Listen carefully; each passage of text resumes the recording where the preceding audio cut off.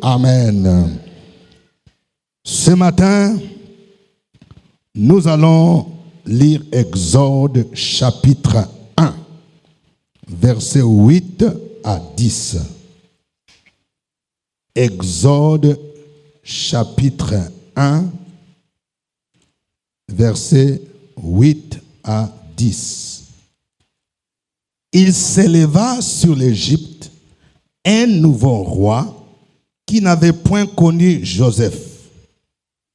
Et il dit à son peuple, voilà les enfants d'Israël qui forment un peuple plus nombreux et plus puissant que nous.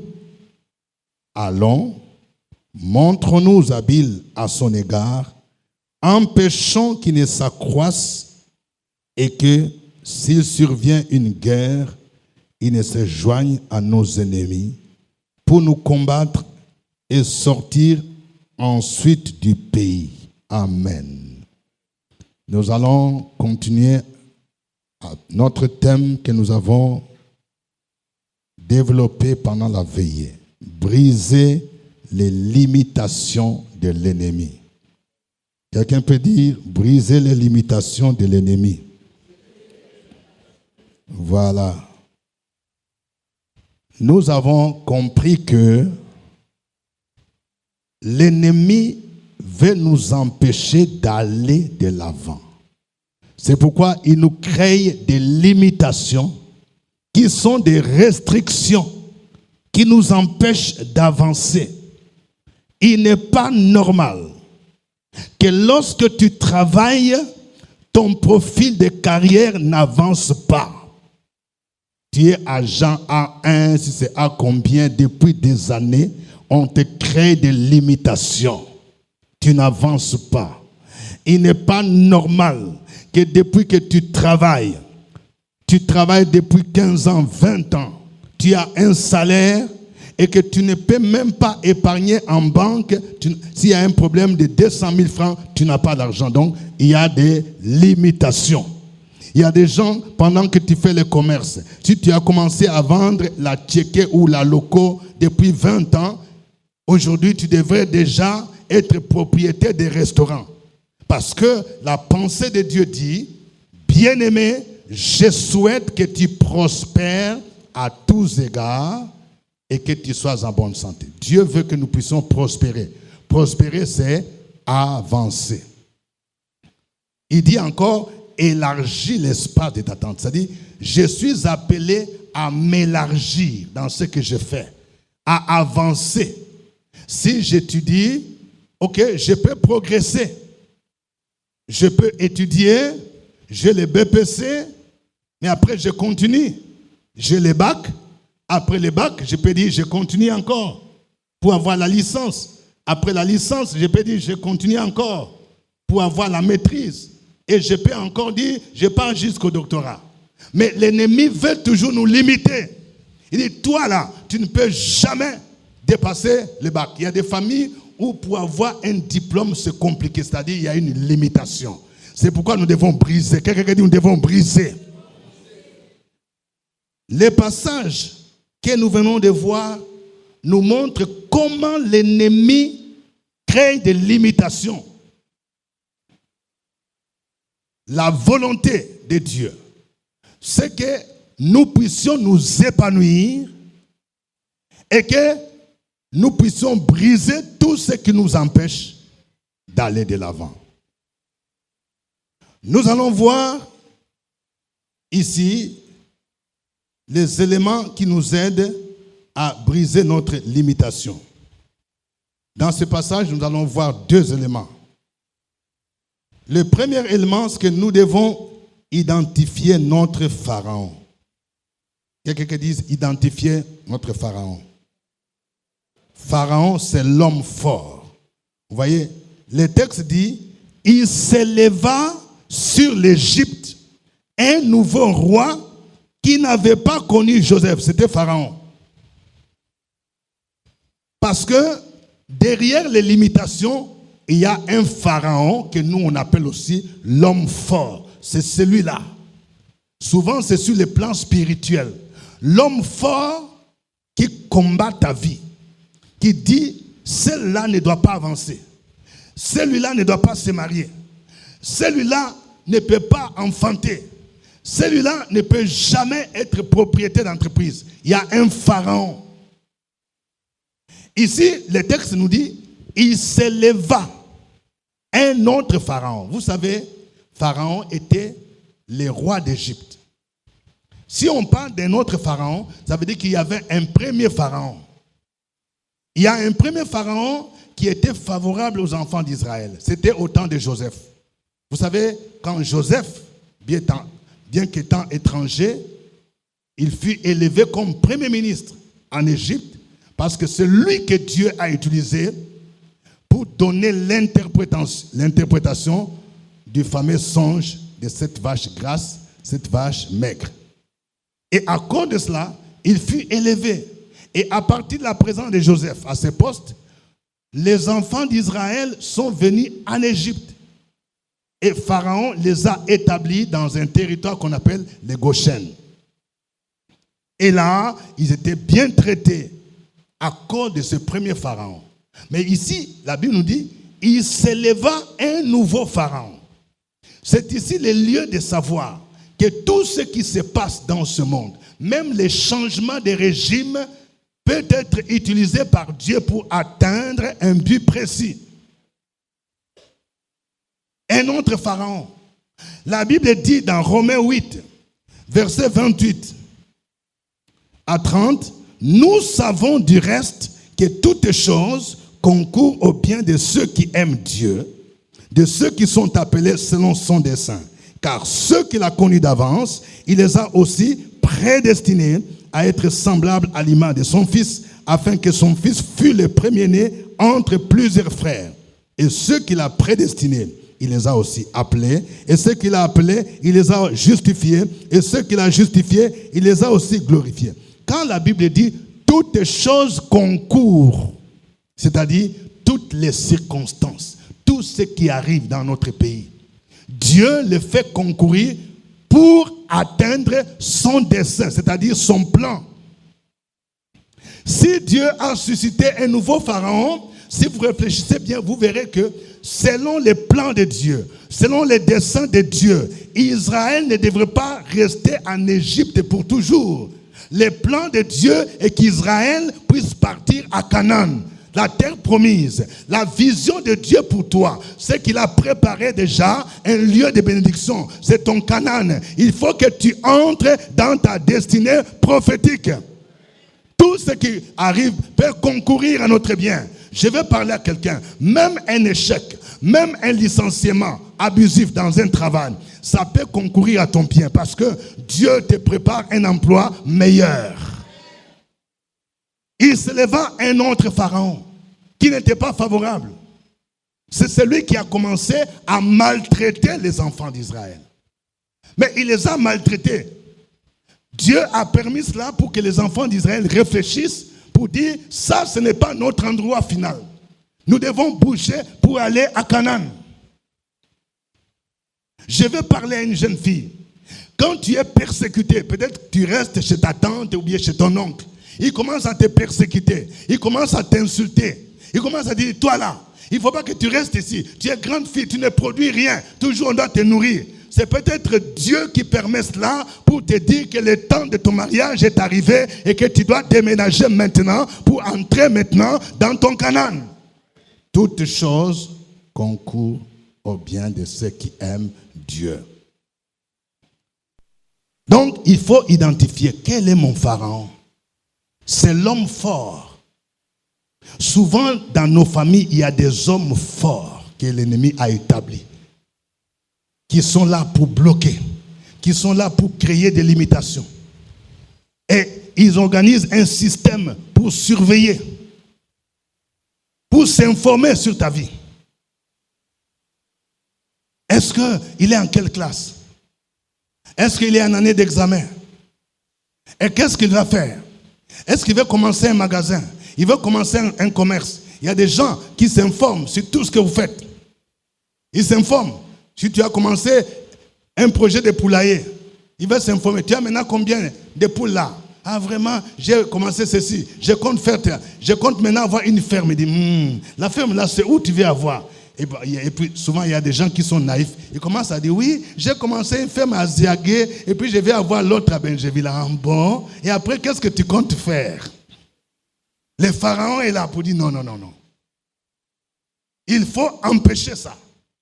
Il faut bloquer ça, pour que ça n'évolue pas. Lorsque nous lisons Luc chapitre 11, Luc chapitre 11, versets 21 à 22. Luc 11, 21 à 22. C'est Jésus qui parle. Lorsqu'un homme fort et bien armé garde sa maison, ce qu'il possède est en sûreté.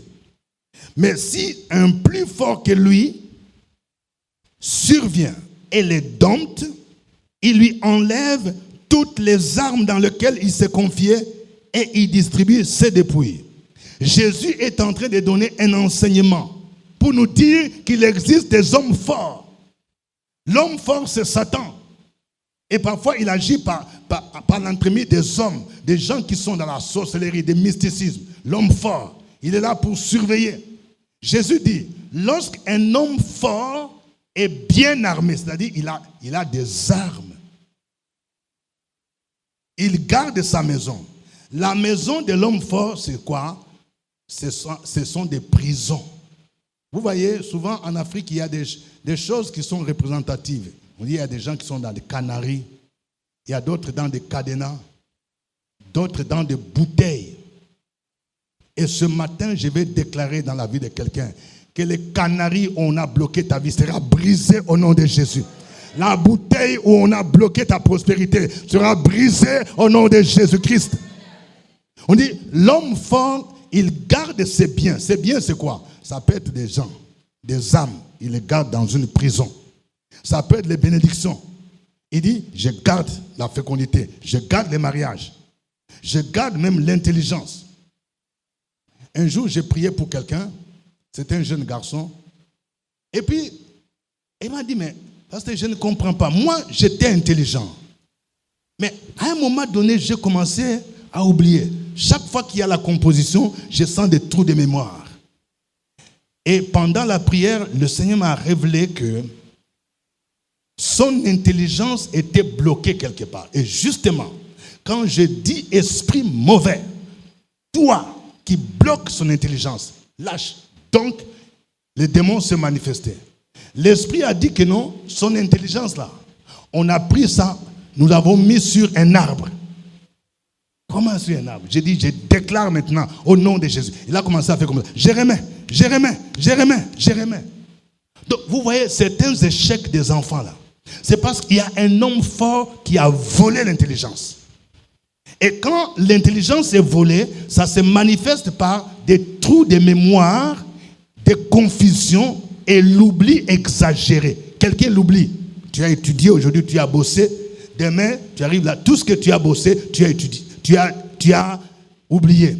Je déclare au nom de Jésus, les enfants des maisons de gloire qui vont présenter leur examen. Je déclare que l'homme fort qui a volé l'intelligence est chassé et brisé au nom de Jésus. Et que votre intelligence soit restaurée au nom de Jésus. On dit, lorsqu'un homme fort, c'est là le pharaon qui bloque, qui crée la limitation. Il est bien armé. On dit, quand il garde ses biens dans sa maison, qui est une prison, il dit, ce qu'il garde est en sûreté. Mais il y a un plus fort. Oh, j'aime ça. Quelqu'un dit, il y a un plus fort. Donc, vous voyez, il y a l'homme fort, mais il y a un plus fort que lui. Ce plus fort s'appelle Jésus de Nazareth. Nous avons un plus fort. Quand on dit qu'il y a un grand sorcier qui est l'homme fort de ta famille, il faut dire il y a un plus fort que lui. Quand on dit qu'il y a un grand marabout, il faut dire il y a un plus fort que lui. Il a vaincu Satan sur la croix de Golgotha. Dans Colossiens 2, verset 15, la Bible dit, Jésus a fait quoi? Il a dépouillé les dominations, les autorités. Il les a livrées publiquement en spectacle, en triomphant d'elles par la croix. Il y a un plus fort. Nous avons celui qui est le plus fort. La Bible dit, celui qui est en vous est plus grand que celui qui est dans le monde. Celui qui est le plus fort, il a vaincu Satan. Et souvent, beaucoup de chrétiens sont ignorants de ce qui s'est passé sur la croix de Golgotha. Il faut rappeler cela à Satan. Satan n'aime pas ce souvenir-là. Il faut lui rappeler qu'à la croix de Golgotha, il y a 2000 ans, tu as été vaincu, tu as été dépouillé. Parce qu'il est un plus fort. L'homme fort veut bloquer ta vie. Il crée la limitation. Mais celui qui est le plus fort que lui, il est venu pour briser la limitation. Il est venu pour que tu puisses avancer. La Bible dit dans Jean 10, 10, les voleurs ne viennent que pour faire quoi? Pour dérober, égorger, détruire. Mais Jésus dit, moi je suis venu pour faire quoi? Pour que mes brebis aient la vie et qu'elle ait en abondance. La première chose, il faut identifier votre pharaon. Le pharaon qui crée la limitation. Il y avait un pharaon, c'est lui le chef d'orchestre. Il avait toute une organisation pour empêcher les enfants d'Israël d'avancer. Il avait des chefs de corvée. Lorsque nous identifions les pharaons, nous allons les combattre pour briser les limitations qui cherchent à nous imposer. Mais il n'y a pas que l'identification du pharaon. Nous allons voir le deuxième point, c'est que nous devons connaître les objectifs de notre pharaon. Il faut connaître ses objectifs. Qu'est-ce qu'il vise? Parce que quand ton pharaon, là, qui est l'homme fort, il te combat, il y a quelque chose qu'il vise. Et quand tu comprends ce qu'il vise, tu vas t'atteler à prier maintenant pour briser cela. Alors, ce texte nous donne 3 objectifs des pharaons. 3 objectifs. Premier objectif, c'était d'empêcher la croissance. Deuxième objectif, c'était d'empêcher que les enfants d'Israël deviennent des guerriers. Et troisième objectif, les empêcher de sortir de la servitude. On va voir ces 3 éléments. Qu'est-ce que le texte dit? Le texte dit, voici les enfants d'Israël deviennent un peuple plus fort et plus nombreux et plus puissant que nous. Verset 10.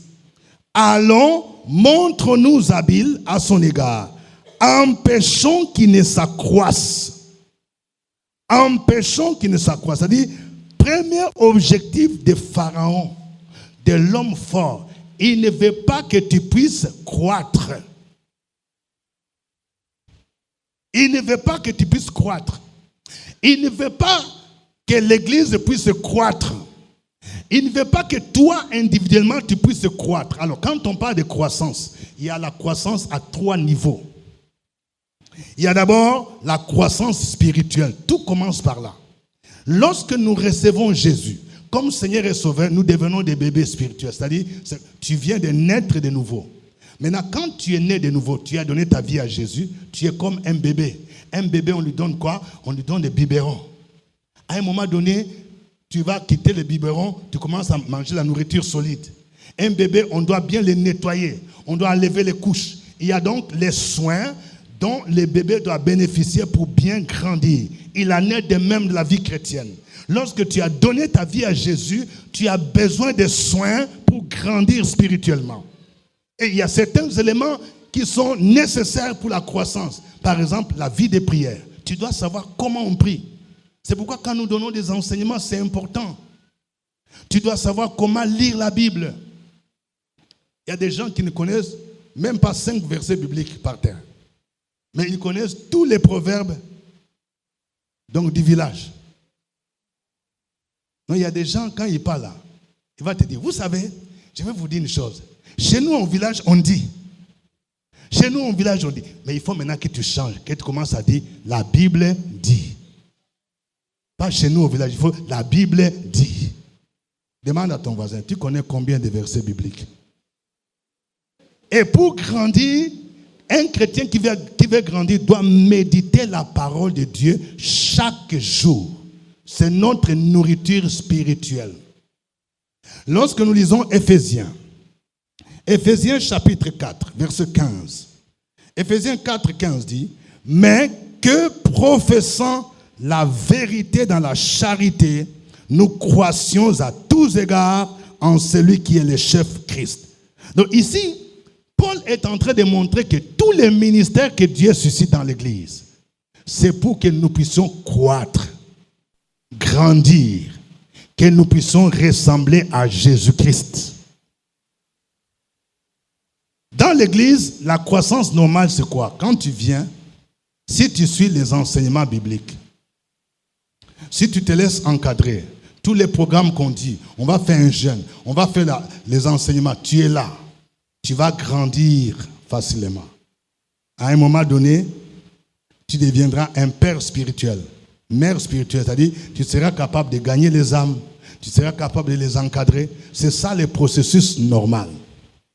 C'est pourquoi vous allez voir, il y a des chrétiens qui sont comme des nains spirituels.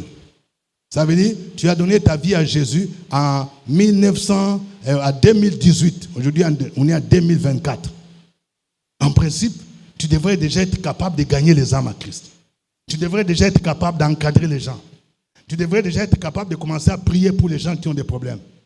Mais toi, tu es un nain spirituel. Tu ne grandis pas. Ta taille là. Tu es toujours à 1 mètre 20. Quelqu'un qui dit, ce n'est pas normal. La Bible nous dit, dans 1 Pierre chapitre 2, verset 2. 1 Pierre 2, verset 2. Désirez comme des enfants nouveau-nés le lait spirituel et pur, afin que par lui vous croissiez pour les saluts. Vous voyez, Pierre est en train de nous montrer que la parole de Dieu est comme le lait, notre lait spirituel.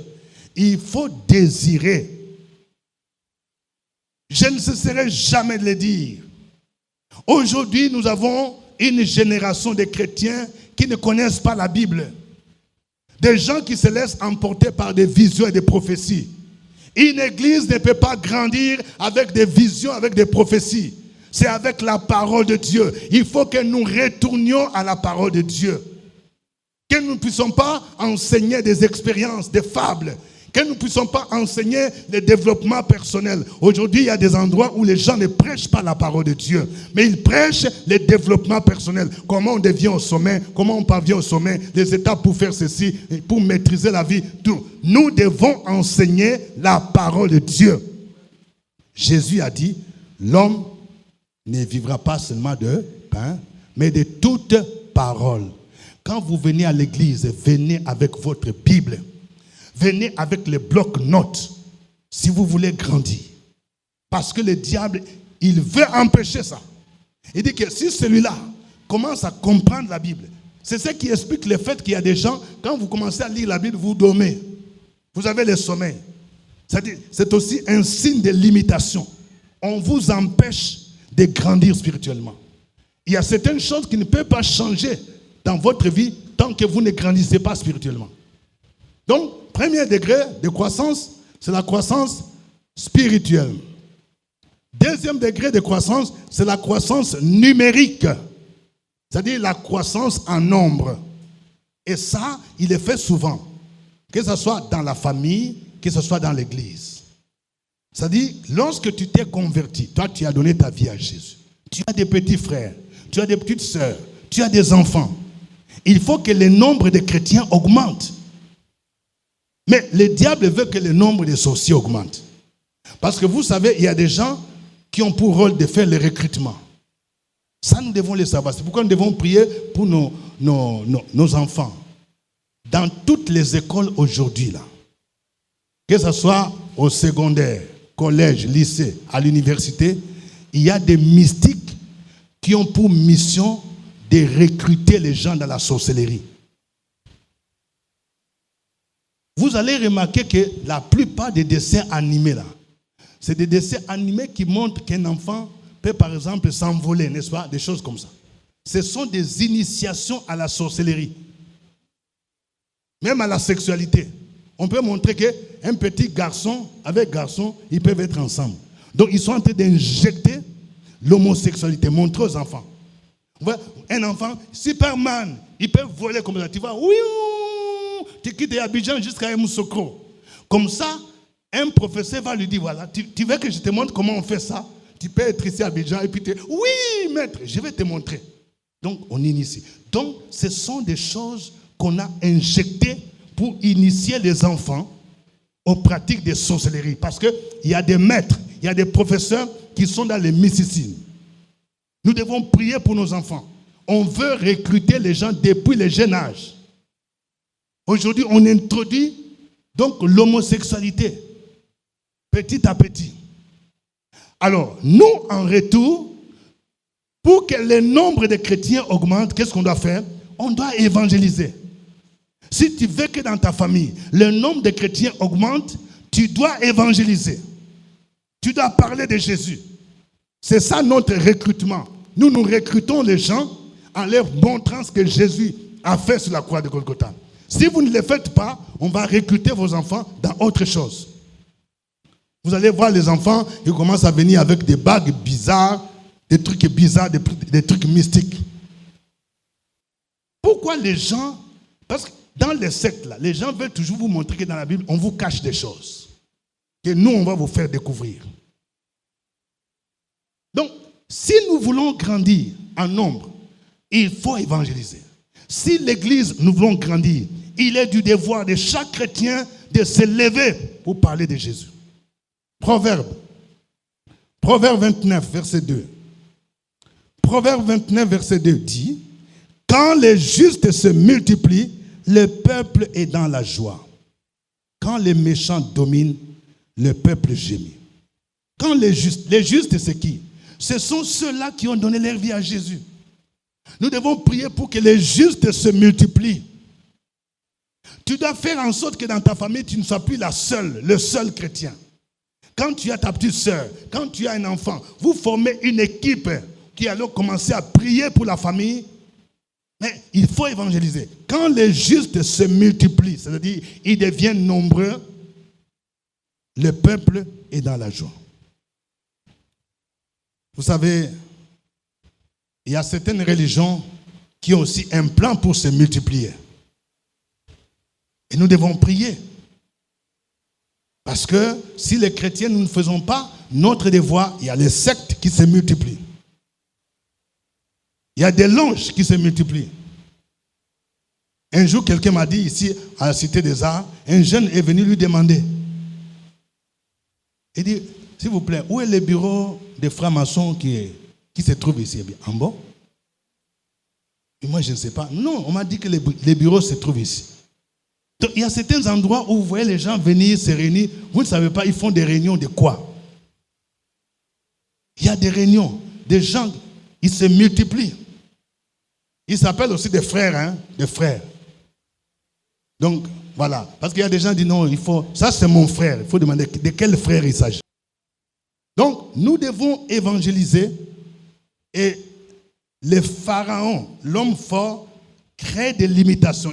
Il sait que si les gens se mettent à évangéliser, ils seront nombreux. Il faut empêcher ça. Il faut que nous, les mystiques, nous soyons nombreux. C'est pourquoi il y a beaucoup de gens qui ont vendu leur âme. On va te dire que non, si tu veux avoir un poste important dans ce pays-là, il faut entrer dans tel réseau. Mais la Bible dit, à quoi sert-il à un homme de gagner le monde entier s'il perdait quoi? Son âme. Il y a des gens, on va te dire, oui, viens, tu seras nommé directeur du cabinet. Tu seras nommé à tel poste. Mais en retour, on demande ton âme. Dieu disait à Abraham, dans Genèse 17, 1 à 2, lorsqu'Abraham fut âgé de 99 ans, l'Éternel apparut à Abraham et lui dit, je suis le Dieu Tout-Puissant, marche devant ma face et sois intègre. J'établirai mon alliance entre moi et toi et je te multiplierai en l'infini. Donc vous voyez, Dieu veut nous multiplier à l'infini. Troisième niveau de croissance que l'ennemi vient empêcher, c'est la croissance matérielle et financière. Nous ne devons pas seulement nous limiter à grandir spirituellement. C'est bien, j'ai grandi spirituellement, je grandis en nombre, mais les finances, nous en avons besoin. Il y a des gens à qui Satan dit, ok, tu n'as qu'à aller à l'église. Mais ton argent là, tu ne vas pas. Je bloque ton argent. Et ça, nous devons être conscients. Si tu te rends compte que dans ta vie, il y a des limitations, il faut briser cela. Il y a des gens qui ont des limitations où tu ne peux pas dépasser un montant d'argent. Et ça, c'est aberrant. Il faut se rendre compte de ça. Il y a des gens, on dit, bon, 200 000, ça c'est ta limite. Dès que tu veux atteindre ce montant, un problème arrive et puis tu tombes malade. Tu ne fais que dépenser. Ce n'est pas normal. Je parle à quelqu'un. C'est pourquoi il faut avoir un système d'épargne. Souvent, quand les gens viennent me voir au bureau, je dis, papa, moi je ne sais pas, je ne comprends pas. Quand l'argent vient, je n'arrive pas. Je donne 2 conseils. Il y a d'abord le côté spirituel, mais il y a aussi le côté technique. Apprends à épargner. Dis à ton voisin, il faut apprendre à épargner. Et apprends à avoir un budget. Par exemple, si tu as la vision d'acheter un terrain à Songon ou à Bengeville, tu sais, on t'a dit que bon, avec 3 millions ou 5 millions, tu peux avoir les terrains. Tu te dis, 50 000 francs là, c'est l'épargne pour mon projet de terrain chaque mois. Cet argent-là, on ne touche pas. En comptabilité, c'est comme si vous avez ouvert un compte. Vous avez fait 10 mois, il y a 500 000 francs là-bas. Maintenant, quand quelqu'un vient demander l'argent, on dit non, l'enfant de l'oncle, il est malade, il a besoin de 100 000 francs. Ça là, c'est 500 000, on ne touche pas. Dans le langage de la comptabilité, on dit il n'y a pas d'argent, c'est-à-dire il n'y a pas d'argent pour ça. L'erreur que les gens font, c'est quoi? Ils disent bon, dans les 500 000 là, surtout les couples, dans 500 000 là, il faut prendre 100, on va faire comment? Vous savez, dans le langage comptable, le détournement, c'est quoi? Quand on dit détournement, c'est prendre quelque chose qui est affecté à une chose, et puis vous faites autre chose, on dit c'est détourner. Donc il y a beaucoup de gens, vous détournez. Donc cessez de détourner. Alléluia. Est-ce que je parle à quelqu'un? Donc c'est comme. Donc il faut aussi avoir une organisation. Vous avez affecté. Sinon, vous n'allez pas évoluer. Et si vous n'avez aucun projet, vous n'allez même pas épargner. Parce qu'il y a des gens, ça vient, ça sort. Ça vient, ça sort. Vous allez faire même jusqu'en 2050. Vous serez toujours. On dit, est-ce que tu as 100 000 francs? Ah, papa, moi je n'ai rien. Quelqu'un dit, ce n'est pas normal. C'est pourquoi votre argent ne grandit pas. Ce n'est pas normal. Donc, ça fait aussi des limitations. Et il faut briser ces limitations. Vous n'allez pas évoluer. Dieu veut qu'à un moment donné, si vous aviez une maison entrée couchée, que vous puissiez maintenant avoir chambre-salon, 2 chambres-salon. Mais si vous n'avez pas un système d'épargne, vous ne pouvez pas évoluer dans votre vie. Quelqu'un vous a vu au même niveau, je ne sais pas, à Nono ou bien, je ne sais pas, il y avait un quartier Gobelé là. Gobelé, on a rasé ça. Quelqu'un me disait, à Gobelé là, tu peux fabriquer une maison avec 50 000, tu fabriques, tu es là. Moi je suis à Gobelé. Bon, ok, peut-être au début tu es à Gobelé. Mais après 3 ans, 4 ans, tu ne peux plus être dans Gobelé. Ce sont des limitations. Tu vas prendre une fille d'autrui pour rester avec dans Gobelé. Même la fille va te dire, moi je vais dormir où? Quand les enfants vont venir, ils vont dormir où? Quand la belle-mère va venir, elle va dormir où? Quelqu'un dit, ce n'est pas normal. Ça, ce sont des limitations financières. Écoutez, Deutéronome 8, 13 à 14. Deutéronome 8, 13 à 14 nous montre la terre promise. Lorsque tu verras multiplier ton gros, ton menu bétail, s'augmenter ton argent et ton or, s'accroître tout ce qui est à toi, prends garde que ton cœur ne s'enfle et que tu n'oublies l'Éternel ton Dieu qui t'a fait sortir du pays d'Égypte, de la maison de servitude. Vous voyez, Dieu dit, quand tu verras s'accroître, Dieu veut que tout ce qui est à toi puisse s'accroître. Si tu fais élevage là, si tu avais une vache, à un moment donné, il faut qu'il y ait 2, il y ait 3. Si tu as commencé à avoir moto pour faire les transports là, après 2 ans, il faut qu'il y ait une 2e moto. Si tu as commencé à faire Yango, après 2 ans, 3 ans, il y a une 2e voiture qui s'augmente. après 3. C'est ça la volonté de Dieu. Dieu dit, tu verras s'accroître. Mais l'ennemi veut créer des limitations. 2 Corinthiens 9, 10 à 12. 2 Corinthiens 9, 10 à 12 dit, c'est lui qui fournit de la sémence au semeur et du pain pour sa nourriture, vous fournira, vous multipliera la sémence et augmentera les fruits de votre justice. Vous serez de la sorte enrichis à tous égards pour toute espèce de libéralité qui, par notre moyen, feront offrir à Dieu des actions de grâce. Amen. Vous voyez, Dieu dit que quand nous donnons à Dieu nos offrandes, nos actions de grâce, nos dons, Dieu fournit la sémence au semeur, il va vous multiplier. Amen. Quelqu'un dit multiplication. Donc si tu veux voir multiplication dans ton argent, il faut apprendre à donner. Donner à Dieu. Je vais exhorter l'Église. Même quand nous donnons là. Parce qu'il y a certaines limitations qui sont dues au fait que toi-même tu es limité dans ta manière de donner. Il y a des gens qui donnent offrande que 500 francs. 500 francs. Et tu veux que Dieu te donne 1 million. Quelqu'un dit c'est pas normal. Donc si tu veux que les choses bougent, bouge d'abord dans ta manière de donner. Tu étais à 500 francs, tu passes maintenant à 1000 francs. Tu étais à 1000 francs, tu dis non, je passe maintenant à 2000 francs. Tu étais à 2000 francs, tu dis non, quand je viens à l'église là, au moins 5000 francs. Et quand Dieu voit ça, Dieu aussi fait bouger ta bénédiction. Amen. Ça fait partie des limitations. On dit, il vous multipliera la sémence. Quelqu'un dit multiplication. Donc vous voyez, la première chose, Pharaon veut empêcher la croissance. La deuxième chose, Pharaon veut empêcher que tu ne deviennes un guerrier, c'est-à-dire un combattant. Pharaon dit, empêchons qu'il ne s'accroisse et que s'il survient une guerre, il ne se joigne à nos ennemis pour nous combattre. Il dit, Pharaon avait peur de ça. Il dit, mais ces enfants d'Israël là, d'abord, leur Dieu, il est plus puissant. C'est un peuple plus puissant. Alors, il ne faut pas qu'ils soient conscients qu'ils sont des combattants. Parce que s'ils sont conscients qu'ils sont des guerriers là, ils vont se joindre à nos ennemis et ils vont commencer à nous combattre. La limitation de l'ennemi, c'est aussi ça. Il veut que tu sois un chrétien ordinaire. Tu viens à l'église, tu écoutes la parole et puis tu rentres.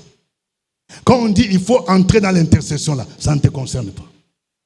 Le diable, quelqu'un a dit, le diable n'a pas peur des chrétiens qui parlent beaucoup.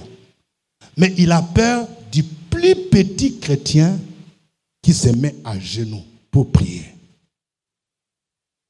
L'apôtre Paul dit ceci dans 2 Corinthiens 10, 3 à 5. 2 Corinthiens 10, 3 à 5.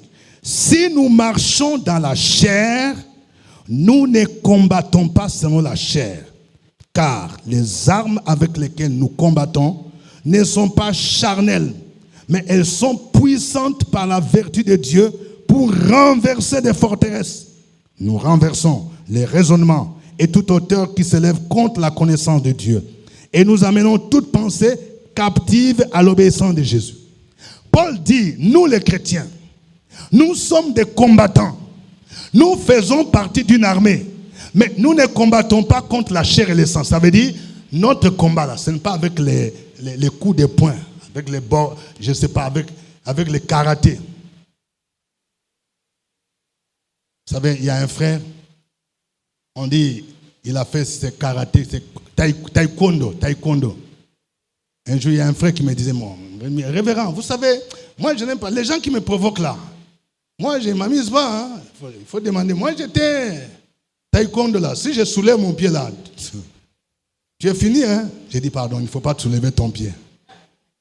Quand on est en Jésus là, il ne faut pas soulever les pieds. Dis à ton voisin, il ne faut pas soulever les pieds. Champion de taekwondo. Maintenant, nous devons faire le taekwondo en Jésus. C'est-à-dire que les armes avec lesquelles nous combattons là, ce ne sont pas des coups de poing. Ce sont les armes spirituelles. Et l'une des armes redoutables qu'un chrétien guerrier doit utiliser, c'est la prière. C'est pourquoi il ne veut pas que tu sois un homme de prière. Il ne veut pas que tu sois une femme de prière. Quand nous avons institué la chambre haute là, il veut te rendre occupé pour que tu ne puisses même pas avoir un jour de prière. Il y a des gens qui, tu es super occupé. Du lundi jusqu'à tout le temps. Monsieur occupé, madame occupée. À 15h, qu'est-ce que tu fais? Hein? Je vais regarder à 15h. Non, j'ai un rendez-vous avec mon médecin. Ok, le soir à 18h. Non, il y a une amie qui doit célébrer son anniversaire. Donc, c'est moi qui dois organiser ça. Et à 20h, nous avons réunion de notre parti politique. Donc, toute la semaine, monsieur occupé, madame occupée, tu n'as pas le temps pour la prière. Et le diable dit, bravo. Et il va ajouter des responsabilités. Il y a des gens qui sont dans tout. On dit, bon, tu es secrétaire général du parti, et puis on te nomme aussi, tu es secrétaire général, et puis tu es président du comité exécutif adjoint. Et puis on va créer un club des ressortissants, je ne sais pas de quoi, de Yamoussoukro, ou bien de Songo. On va te dire, toi, tu es porte-parole, et puis tu entres dedans. Je suis porte-parole. Quand tu demandes, on ne te voit pas, pourquoi non, papa, je suis porte-parole de à la chefferie. Tu es tout. Et le diable dit oui, continue. Il faut lui donner des responsabilités. Comme ça, il ne peut pas être guéri. Parce que le diable sait que quand tu deviens quelqu'un qui aime la chambre haute, tu vas commencer à prier. Tu vas commencer à mettre mal à l'aise les démons. Dans ta famille, là, tu vas détruire les histoires de sorcellerie. C'est pourquoi Pharaon a dit empêchons-les. Il faut les empêcher. Parce que s'ils commencent à nous combattre, là, c'est dangereux. L'homme fort de ta famille, c'est que si tu entres dans la prière, ce n'est pas bon. Donc, il faut t'empêcher de prier. Il faut t'empêcher de jeûner. Il faut te rendre occupé. Occupé par beaucoup de choses. Occupé par les films. Occupé par beaucoup de choses. Pharaon dit, empêchons qu'ils se joignent à nos ennemis et qu'ils nous combattent. Frères et sœurs, que chacun de vous se dise, moi, je dois être guerrier. Je dois quitter le stade des chrétiens qui est toujours là. Qui est toujours là. On doit prier pour moi. Moi, je dis, moi, je ne suis pas un pasteur marabout. Je veux quitter le stade des gens qui veulent toujours... Pour rien là, il faut appeler les pasteurs. Il y a quelqu'un qui m'a appelé la semaine là. Il m'appelle. Oui, c'est pasteur Ngumbi. Oui, je voudrais vraiment que tu pries pour moi, quoi. J'ai fait un son, là, je vais t'expliquer au téléphone. Quelqu'un dit pardon. J'ai dit non, stop. Donc, il y a des gens qui pensent que les pasteurs sont marabouts, quoi. Donc, à distance, tu n'as même pas le courage de te déplacer, de venir. Et tu veux que j'ai pris cadeau pour toi au téléphone comme ça. Quelqu'un dit, c'est pas normal. Mais moi, je veux avoir des chrétiens qui sont formés. Ce n'est pas pour tout qu'on voit les pasteurs. Toi-même, tu peux te réveiller à minuit. Tu n'as pas besoin de demander au pasteur. Oh, j'ai vu Cancrela. J'ai vu Cancrela, là. Il a le visage, on dirait d'un serpent. Mais la Bible dit, je vous ai donné le pouvoir de faire quoi? De marcher sur les serpents, sur les scorpions, sur toute la puissance de l'ennemi. Si tu es formé, tu es guerrier, tu vas dire, toi là, j'invoque le feu au nom de Jésus. Mais si tu n'es pas un guerrier, toujours, il faut prier pour moi. Priez pour moi. Priez pour moi. Il y a une dame, il dit, papa, je vais te voir. Quand elle reçoit la lettre, on dit, l'oncle a envoyé une lettre là. Il dit, papa, je vais te voir. Il y a une lettre que l'oncle, mon oncle là, il est mystique. C'est pourquoi avant d'ouvrir la lettre là, papa, tu n'as qu'à bénir d'abord. Il dit, moi je ne bénis pas. Prie pour... Ça c'est un niveau bas. Tous les enseignements qu'on donne là, toi tu ne comprends rien. Papa, il faut d'abord prier. Il faut prier. Hein, voilà. On dirait qu'il y a un démon. Mais toi, tu as la puissance de marcher sur ces démons-là. Alléluia. Alléluia. Pharaon crée des limitations pour que tu ne sois pas guerrier. Comme ça, tu seras toujours bébé. Troisième limitation, il veut nous empêcher de sortir de la servitude. Pharaon dit, empêchons, qui ne s'accroissent. 2. Empêchons-les qui commencent à nous combattre. 3. Empêchons-les de sortir du pays. Ça veut dire quoi? En Égypte, les enfants d'Israël étaient sous la servitude. Quelqu'un qui est dans la servitude, c'est qui? C'est-à-dire, tu es un prisonnier. Je vous donne un exemple. Lorsque tu travailles et que ton travail ne te profite pas, ça devient une corvée. Il y a des gens, tu travailles. Moi, en tant que pasteur, je rencontre les gens. Parfois, je demande, tu gagnes combien? Je me souviens, il y a des années, un monsieur qui me disait, donc, il est autour du million.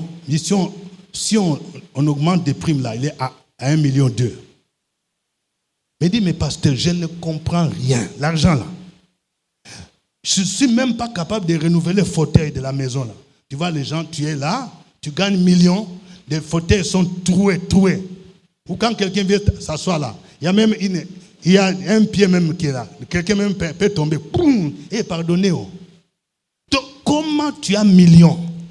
Tu n'arrives même pas à changer de fauteuil. Ça veut dire que tu es sous la servitude. Ton argent là, tu n'as pas le pouvoir d'achat. Est-ce que je parle à quelqu'un? Il y a des gens qui pensent que aider là, aider c'est bon, hein? Mais il y a des gens où aider ce n'est pas normal. J'ai rencontré un jour une dame qui m'a dit ceci. Elle était là, un jeune prophète qu'elle ne connaît pas est venu la voir pour dire que c'est l'Éternel qui m'a envoyé te voir. J'ai une croisade d'évangélisation quelque part au nord et l'Éternel m'a dit c'est toi qui dois financer ça. Ça fait 4 millions. Et la dame dit, quand le jeune prophète a dit ça, elle a senti une force qui l'a transportée. Comme quelque chose dit, va dans la chambre. Il y a 4 millions que son mari lui a demandé de garder. C'était pour autre chose. Elle est partie. Elle prend les 4 millions là. Elle donne au prophète. Attends. Je lui dis, tu les connais? Non. Et papa, je ne pouvais pas résister. J'ai senti une force. Ça s'appelle l'envoûtement. Et certains, tu vas croire que non, j'ai donné à l'œuvre de Dieu. Non, non. Quand on donne à Dieu là, Dieu ne nous dépossède pas au point où toi-même, tu deviens comme un pauvre. Ce n'est pas comme ça. Quand je lui ai dit ça, elle a commencé à trembler en même temps. Les esprits ont commencé à se manifester. Ça veut dire, ces jeunes prophètes-là, ils n'étaient pas de Dieu. Il dit, j'ai besoin de 4 millions. Elle est envoûtée, elle va prendre tous les 4 millions et donne. Maintenant, quand son mari lui a dit, bon, voilà maintenant le projet, je voudrais maintenant que tu donnes les 4 millions. Elle est venue me voir, papa, je ne sais même pas ce que je vais dire à mon mari. Je ne sais pas ce qui m'a pris. J'ai dit, même attends, c'est ce que certains font dans les sectes, où on demande l'argent sans contrôle, vous voyez quelqu'un fait sortir des millions. C'est aussi l'esprit de servitude. C'est-à-dire tu donnes comme si tu es contrôlé par un esprit méchant. Il y a des gens quand ils viennent demander l'argent, même dans nos familles, c'est ça aussi la servitude. Quelqu'un vient tout le temps. Dès que tu as une entrée d'argent, il y a quelqu'un qui appelle. On dirait que quelqu'un connaît. Ah vraiment, j'ai un problème de 50 000 et tu donnes. J'ai un problème de 20 000, tu donnes. J'ai un problème de 10 000, tu donnes. Et puis toi-même, tu ne peux même pas t'organiser. Des choses importantes pour ta vie, des choses importantes pour ton épouse, pour les enfants, tu n'arrives pas. Ça, c'est la servitude. Quelqu'un qui dit la servitude. Et ça fait partie des limitations que nous devons briser. Ça fait partie de la servitude. Et le Pharaon disait, il ne faut pas qu'il sorte. Parce qu'en Égypte, là, les enfants d'Israël travaillaient pour Pharaon. Vous voyez? L'esprit de servitude fait que tu es intelligent. Tu es intelligente. Tout ce que tu fais là, ça ne te profite pas. Ça profite seulement à d'autres personnes. Les enfants d'Israël travaillaient en Égypte, travaillaient. Mais c'est pour bâtir les magasins de Pharaon. Alors, Pharaon a dit, ces gens-là, il faut qu'ils travaillent toujours comme nos esclaves. Quelqu'un dit, je refuse. Aujourd'hui, je suis là pour dire à quelqu'un, Le temps est arrivé pour sortir de la servitude. Jésus est venu pour nous libérer de la servitude. Il a dit dans Luc 4, 18, « L'Esprit du Seigneur est sur moi, car il m'a oint pour annoncer la bonne nouvelle aux pauvres. Il m'a envoyé pour guérir les cœurs brisés. Il m'a envoyé pour libérer les captifs, proclamer la délivrance. Si tu es dans la servitude, Jésus veut te libérer. Il veut que tu sortes de cette servitude. Peut-être que tu es sous la servitude du péché, sous la servitude de la masturbation, de l'impudicité, sous la servitude de toutes sortes de formes de pauvreté. Jésus veut te libérer. Il faut que cette limitation soit brisée au nom de Jésus, afin que tu avances avec Jésus. Bien-aimés, nous devons briser les limitations. Nous venons de voir, il y a deux choses. La première chose, il faut identifier les pharaons, l'homme fort. Qui est l'homme fort qui bloque ta vie? Les pharaons là, qui ne veut pas que tu puisses avancer. Il faut rappeler que Jésus l'a vaincu. Et il faut combattre ces pharaons, cet homme fort. Il ne doit plus te contrôler. Et nous devons voir les objectifs. Nous venons de voir qu'il y a trois choses. Un, il cherche à empêcher notre croissance. Deuxièmement, il cherche à nous empêcher de devenir des guerriers. Troisièmement, il cherche à nous empêcher de sortir de la servitude. Ma prière est que chacun de vous se lève maintenant pour dire, c'est le temps où toutes les limitations doivent être brisées au nom de Jésus. Amen. Amen. On va se lever pour prier le Seigneur. On va se lever.